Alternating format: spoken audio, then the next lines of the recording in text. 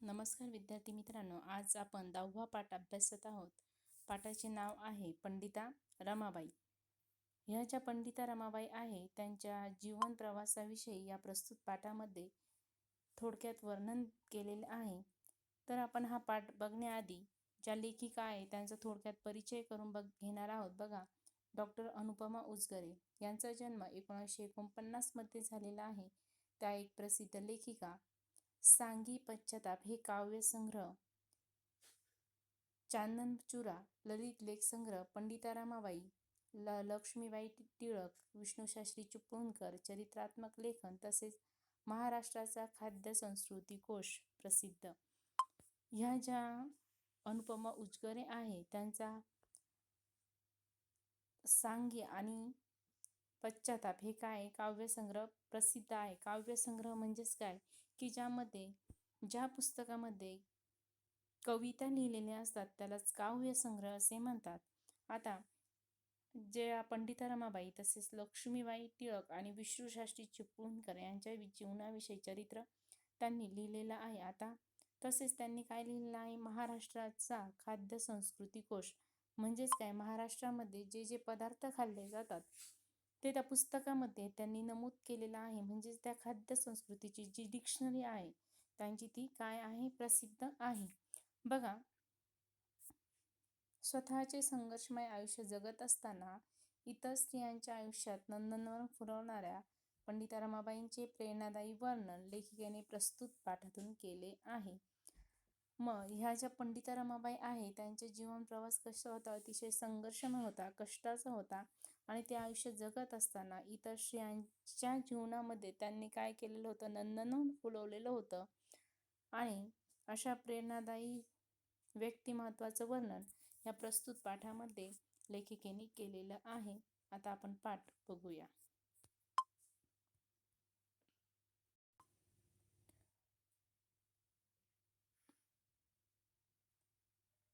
बघा, ह्या कोण आहे तर पंडिता रमाबाई आपल्याला चित्रामध्ये तुम्हाला बघण्यास मिळत आहे. ह्या अतिशय साधी त्यांची राहणीमान आहे, पण त्यांची विचारसरणी कशी आहे, अतिशय उच्च दर्जाची आहे. बघा, कोलकाता शहरात देशभक्त आनंद मोहन यांनी स्त्रियांसाठी जी खास सभा बोलावली होती ती भारतातील स्त्रियांची पहिली सभा होती. पंडिता रमाबाईंना त्यावेळी बंगाली भाषा येत नव्हती, म्हणून त्यांनी मायबोलीसारखा सराव असलेल्या संस्कृत भाषेतून भाषण केले. बघा, कोलकाता शहरामध्ये जे देशभक्त होते, कोण देशभक्त होते, आनंद मोहन यांनी काय केलेलं होतं, स्त्रियांसाठी सभेचं आयोजन त्यांनी केलेलं होतं आनंद मोहन यांनी. आणि त्या सभेसाठी त्यांनी कोणाला बोलवलं होतं तर पंडिता रमाबाई यांना बोलवलं होतं. आणि ही जी सभा आनंद मोहन यांनी भरवलेली होती ती फक्त भारतातील स्त्रियांसाठी पहिली सभा होती. आणि त्या सभेचे नेतृत्व त्यांनी कोणाला दिलं होतं, पंडिता रमाबाई यांच्याकडे दिलेलं होतं. मग त्यांना कोलकाताची भाषा कुठली होती तर बंगाली. त्या बंगाली भाषा येत नव्हती, म्हणून त्यांनी त्यांची जी मायबोली आहे म्हणजेच त्यांची जी जन्मजात भाषा आहे ती कुठली होती त्यांची, या पंडिता रमाबाईंची, तर संस्कृत भाषा होती. आणि ह्या संस्कृत भाषेतूनच त्यांनी काय केलेलं आहे, भाषण केलेलं आहे. मग कशासाठी भाषण केलेलं आहे तर त्या सभेसाठी त्यांनी भाषण केलेलं आहे. बघा पुढे, बंगालीतून त्याचा अनुवाद त्यावेळी करण्यात आला. स्त्रियांची पहिली सभा, पहिली स्त्री वक्ता व सादर करण्यात आलेला पहिलाच मौखिक अनुवाद ही त्यावेळची सभेची वैशिष्ट्ये ठरली. बघा, मग अनुवाद म्हणजेच काय तर भाषांतर, आपण ज्याला ट्रान्सफर असं म्हणतो, तर भाषांतर, अनुवाद म्हणजे भाषांतर. मग संस्कृतमधून त्यांनी बंगाली भाषेमध्ये काय केलेलं होतं, भाषांतर केलेलं होतं, म्हणजेच अनुवाद केलेलं होतं. जे त्यांनी भाषण दिलेलं होतं संस्कृतमधून, मग तिथल्या लोकांना समजण्यासाठी त्याचा अनुवाद भाषांतर कशात करण्यात आलं होतं, बंगालीतून करण्यात आलेलं होतं. आणि त्या सभेचे वैशिष्ट्य काय होतं, ती एक पहिली स्त्री वक्ता होती. मग स्त्री वक्ता कोण होती, तर पंडिता रमाबाई, कारण त्या भाषण देणार होत्या. आणि त्यावेळेस अजून दुसरं वैशिष्ट्य काय आहे, तर मौखिक अनुवाद केलेला होता. मग अनुवाद म्हणजे संस्कृत भाषेतून बंगाली भाषेमध्ये त्याचं अनु रूपांतर किंवा अनुवाद करण्यात आलेलं होतं. बघा पुढे, स्त्रीला शिक्षणापासून वंचित ठेवले जात असताना एक परप्रांतातील परभाषक स्त्री महाभारतकालीन संदर्भ देऊन स्त्रियांच्या सभेत प्रबोधन करते. ही घटना फार आगळी वेगळी होती. मग त्या स्त्री वक्ता होत्या पंडिता रमाबाई त्या सभेचे. मग त्यांनी काय केलेलं होतं, त्या दुसऱ्या राज्यात म्हणजेच कोलकाता हे शहर महाराष्ट्रात नाही आहे. मग त्यांनी दुसऱ्या राज्यात जाऊन आणि तसेच त्यांनी काय केलेलं होतं, महाभारतकालीन त्यांनी काय केलेलं होतं, संदर्भ म्हणजेच भारतकालीन त्यांनी उदाहरणं दिलेले होते. त्यावेळेस त्या तेथील स्त्रियांना प्रबोधन केलेलं होतं, म्हणजेच त्यांना प्रेरणा दिलेली होती. आणि ही घटना तिथे कशी होती, सगळी आगळी वेगळी अशी होती. कारण यापूर्वी महिलांसाठी कुठलीच अशी वेगळी सभा झालेली नव्हती. आणि ते पण श्रीवक्ता म्हणजेच काय, भाषण देणारी महिला तिथे होती. आणि त्याचे नेतृत्व हे एका महिलेने केलेलं होतं. हे त्या सभेचे खास वैशिष्ट्य ठरलेलं होतं. आणि तिने सगळे उदाहरणं कुठली दिलेली होती, तर महाभारतकालीन उदाहरणं त्या भाषणामध्ये दिलेले होते. बघा पुढचा पॅराग्राफ. आई, वडील, बंधू यांच्या निधनानंतर एकटे जगणे किती कठीण आहे हे अनुभवल्यावर रमाबाईंनी विवाह करण्याचे ठरवले. अतिशय विद्वान वकील म्हणून ख्याती असलेल्या बिपिन बिहारी मेधावी यांच्याशी त्या रीतसर विवाहबद्ध झाल्या. त्यावेळी त्यांचे वय 22 वर्षाचे, म्हणजेच त्यावेळच्या रूढीच्या दृष्टीने फारच वाढलेले होते. बघा, त्यावेळेस त्यांचे आई, वडील आणि बंधू म्हणजेच काय, तर भाऊ यांचे निधन झाल्यानंतर त्या अतिशय एकट्या पडलेल्या होत्या. आणि नंतर त्यांनी जगणे किती कठीण असते हे त्यांना समजल्यानंतर, अनुभवला, एक्सपिरियन्स घेतल्यानंतर त्यांनी विवाह करण्याचे ठरवलेले होते. आणि त्यांनी विवाह अतिशय विद्वान म्हणजेच काय, अतिशय प्रसिद्ध ख्याती असलेल्या वकिलाशी त्यांनी काय केलेलं आहे, विद्वान म्हणजेच काय, तर प्रसिद्ध त्या क्षेत्रामध्ये त्यांनी काय मिळवली होती, अतिशय उच्च अशी पदवी मिळवली होती. विद्वान वकील म्हणून ख्याती असलेले बिपिन बिहारी मेधावी, तर लग्न कुणाशी झालेलं होतं त्यांचं, विवाह कोणाशी झाला होता, बिपिन बिहारी मेधावी हे जे विद्वान वकील होते त्यांच्याशी त्यांनी रीतसर म्हणजे त्या समाजाच्या चालीरीतीनुसार त्यांनी विवाहबद्ध झालेल्या होत्या. आणि त्यावेळेस त्यांची वय काय होते, 22 वर्ष होते. तर पूर्वी अतिशय 12-13 वर्षात झाले की लग्न होत असे. पण त्यावेळेस त्यांचे 22 वर्ष वय म्हणजे अतिशय वाढलेले किंवा खूप असे वय होते. आणि ते समाजाच्या दृष्टीने फारच वाढलेले होते. बघा पुढे, विवाहानंतर 2 वर्षाच्या आतच बिपिन बाबूंचे निधन झाले. महाराष्ट्रातील सुधारकांच्या विनंतीवरून रमाबाई आपल्या तान्ह्या मुलीला घेऊन पुण्यात आल्या. बघा, लग्न तर केलं, पण लग्नाच्या 2 वर्षानंतरच त्यांचे जे बिपिन बिहारी मेधावी हे जे पती होते त्यांचे निधन झालेलं होतं. आणि काही जे आपल्या महाराष्ट्रामध्ये थोर विचारवंत होते किंवा समाज सुधारक होते, त्यांच्या विनंतीवरून त्या गावाकडून कुठे आलेल्या होत्या, पुण्या या शहरामध्ये गेलेल्या होत्या. आपल्या छोट्याशा तान्ह्या मुलीला, तान्ही म्हणजे अतिशय छोटीशी त्यांची जी मुलगी होती त्यांना घेऊन त्या पुण्यात आलेल्या होत्या. बघा पुढे, त्यांचे पहिले व्याख्यान न्यायमूर्ती रानडे यांच्या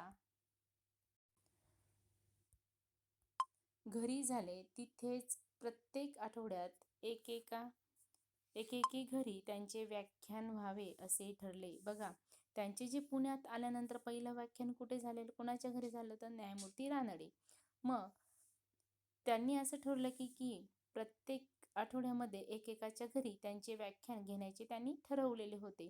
मग बाई माणूस बोलते तरी कशी हे पाहण्याची उत्कंठा प्रत्येक पुरुषाला लागली होती.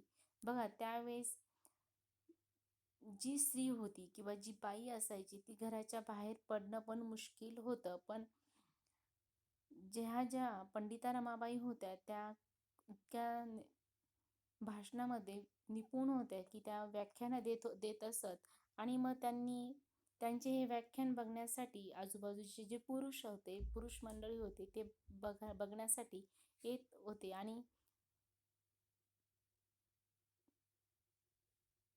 आणि ती भाषण तरी कशी देते, बोलती तरी कशी, हे बघण्याची प्रत्येकाला उत्कंठा म्हणजेच काय तर उत्सुकता, उत्कंठा म्हणजेच काय तर उत्सुकता लागलेली होती. बघा मग कसली उत्सुकता होती, कसली उत्कंठा होती, की बाई माणूस बोलते तरी कशी. कारण त्यावेळच्या स्त्रिया घराबाहेर निघत नव्हत्या, आपल्या चूल आणि मूल सोडत नव्हत्या, आणि त्यावेळच्या काळामध्ये ह्या पुढे येऊन आणि व्याख्यान देत असत. हे सगळ्यांना काय होतं, कौतुकास्पद होतं. बघा, व्याख्यानमाला व्याख्यानाला येणाऱ्याने आपल्यासोबत घरात एका स्त्रीला आणल्याशिवाय प्रवेश मिळणार नाही, अशी पंडिता रमाबाईंच्या व्याख्यानाची निमंत्रण पत्रिकेत एकच अट घातलेली असे.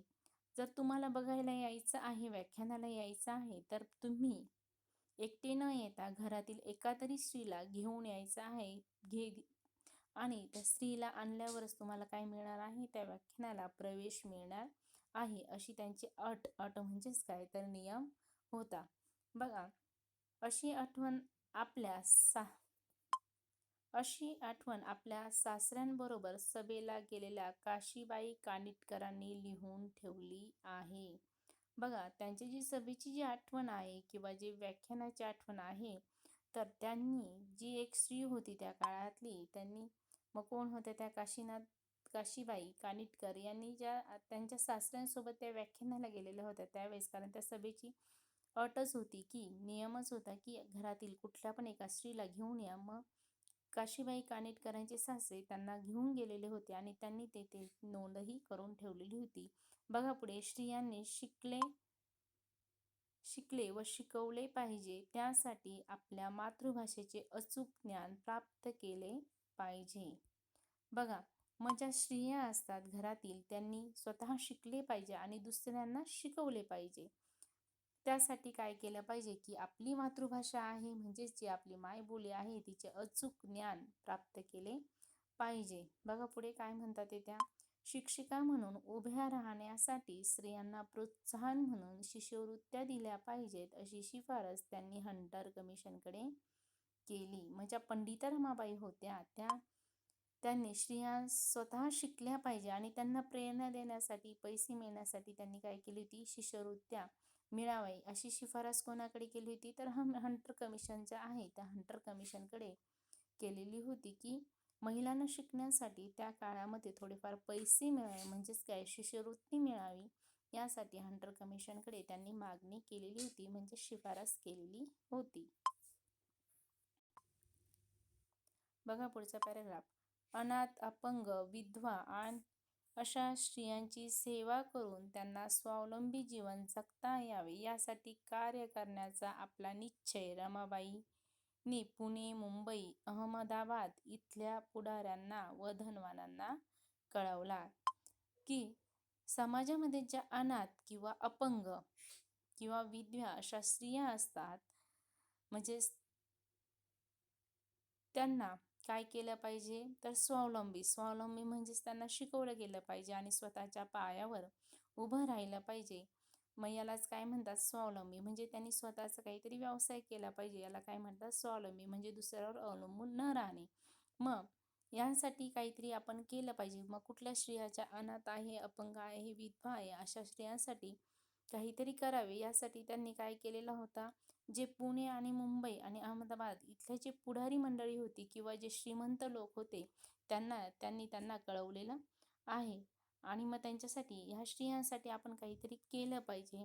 मग त्यांनी काय केलेलं आहे, त्यांचा निश्चय जो होता, त्यांनी तो जे श्रीमंत लोक होते किंवा पुढारी मंडळ होती त्यांना कळवलेलं आहे. बघा पुढे, पण अशा कार्याची समाजाला काही गरज आहे हा विचारच काहींना पटला नाही. एका उदार गृहस्थांनी 10,000 रुपये देऊन त्या रकमेत रमाबाईंनी त्यांचे 40,000 रुपयात होणारे काम करून दाखवावे अशी अट घातली.